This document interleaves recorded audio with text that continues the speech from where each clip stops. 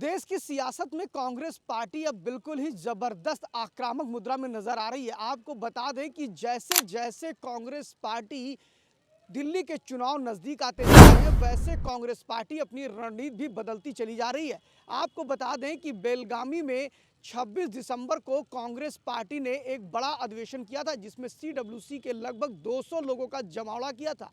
उसमें कांग्रेस पार्टी ये मान बैठी थी कि अगर हमने अपने संगठन को चुस्त दुरुस्त नहीं किया, बूथ लेवल से लेकर के प्रदेश में संगठन का ढांचा अगर मजबूत नहीं होता है, तो इसका खामियाजा हमें भुगतना पड़ेगा। और फिलहाल कांग्रेस पार्टी ने वहीं पर 9 सत्याग्रह और संगठन सृजन जैसे बड़े अभियान लिए, जिसमें उसने कहा कि जनवरी 2025 से लेकर के जनवरी 2026 तक ये अभियान चलाएंगे, जिसमें हम संगठन को खड़ा करेंगे। ऊपर से नीचे तक संगठन को खड़ा करने के दृष्टिकोण से कांग्रेस पार्टी ने ये काम शुरू कर दिया। आपको बता दें कि कांग्रेस पार्टी के इस अभियान के बाद बेलगामी में एक बड़ी रैली होनी थी 27 दिसंबर को, लेकिन चूंकि पूर्व प्रधानमंत्री मनमोहन सिंह का निधन हो गया, इस नाते उस रैली को पोस्टपोन कर दिया था कांग्रेस पार्टी ने। यह सब माना जा रहा था कि कांग्रेस पार्टी के पोस्टपोन होने के बाद शायद ये रैली ना हो पाए, लेकिन कांग्रेस के नेता राहुल गांधी अड़े हुए हैं संविधान को लेकर के। संविधान के बहाने कांग्रेस के नेता राहुल गांधी इस देश की सियासत में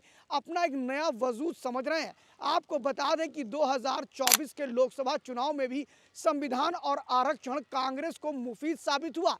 कांग्रेस की जो सीटें 54 थी, वो बढ़ करके 99 पे पहुंच गई और ऐसा माना जाने लगा कि कांग्रेस पार्टी अब संविधान को नहीं छोड़ने वाली है। बेलगामी में भी बहुत बड़ी रैली कांग्रेस पार्टी करने जा रही है। जय बापू, जय संविधान और जय भीम के नाम पर ये जो रैली होगी, इसका संदेश देना सिर्फ इतना ही है कि अब वो दलितों के बीच में संविधान के नाम पर एक बड़े वोट बैंक पर सेंध लगाना चाहते हैं। और शायद यही कारण है कि कांग्रेस पार्टी पूरी तरह से इस मामले पर मुस्तैद हो चुकी है।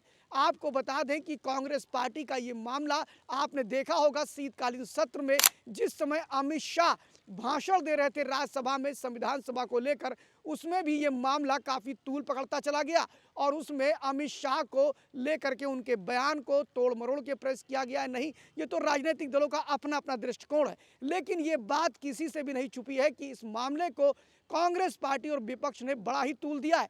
कांग्रेस पार्टी को अडानी के मुद्दे पे जो उनके सहयोगी इंडिया गठबंधन के लोग उनसे अपने हाथ छुड़ा रहे थे, वही लोग आप दंग रह जाएंगे कि अंबेडकर के मुद्दे पर और खास तौर पर संविधान के मुद्दे पर एक होते दिखाई पड़ते हैं। शायद यही कारण है कि कांग्रेस पार्टी ने तय कर लिया कि अब संविधान, अंबेडकर और बापू के नाम पर पुरानी विरासत के आधार पर वो एक बार फिर जम करके इस देश में राजनीति की नई दिशा तय करेंगे। और ये हाल यहीं पर नहीं है। आपको बता दें कि उत्तर प्रदेश के अंदर भी कांग्रेस पार्टी और पूरे देश में अंबेडकर को लेकर बड़ा अभियान कर रही है। लेकिन गौर करने लायक ये है कि अंबेडकर जी को लेकर के बेलगामी में जो एक बड़ी रैली कर रही है कांग्रेस पार्टी, जिसमें वो संविधान बचाओ की बात कर रहे हैं, जय बापू, जय भीम, जय संविधान, लेकिन वहीं पर 26 जनवरी को भी एक मास्टर स्ट्रोक करने वाले हैं, जहां पर इस रैली में उनके साथ दलित नेता मल्लिकार्जुन खड़गे, जो कि उनकी पार्टी के राष्ट्रीय अध्यक्ष हैं, वो रहेंगे। वहीं उन्होंने मध्य प्रदेश में बाबा साहब भीमराव अंबेडकर के जन्म स्थान महू में भी एक बड़ा कार्यक्रम करने की सोची है और 26 जनवरी को कांग्रेस पार्टी के सारे दिग्गज और बड़े नेता वहां पर रहेंगे। बात यहीं पर खत्म नहीं होती है, वहां पर भी मल्लिकार्जुन खड़गे, प्रियंका वाड्रा, सोनिया गांधी, राहुल गांधी जैसे नेता रहेंगे। इसके अलावा आपको बता दें कि अब अंबेडकर को लेकर के कांग्रेस पार्टी के दूरसंचार विभाग के प्रमुख जय राम रमेश ने भी एक बड़ा बयान दिया और उन्होंने कह दिया कि राष्ट्रीय स्वयंसेवक संघ के मोहन भागवत को अमित शाह के उस गलत बयानबाजी के लिए माफ़ी मांगनी चाहिए। लेकिन आपको बता दें कि उससे अमित शाह और मोहन भागवत का कोई लेना देना नहीं है, लेकिन कांग्रेस को तो सिर्फ अवसर ही चाहिए। और शायद यही कारण है कि राहुल गांधी गाहे बगाहे आरएसएस को टारगेट करते रहते हैं। और इसका एक कारण आपने देखा होगा कि किस तरह उन्होंने अपने कार्यालय के उद्घाटन में भी कह दिया कि भाजपा और आरएसएस से तो हम लड़ ही रहे हैं, लेकिन हमारा मूल मकसद है इंडियन स्टेट से लड़ना। फिलहाल इस मामले को लेकर के आरएसएस तो कम, लेकिन भाजपा काफ़ी आक्रामक दिखाई पड़ रही है।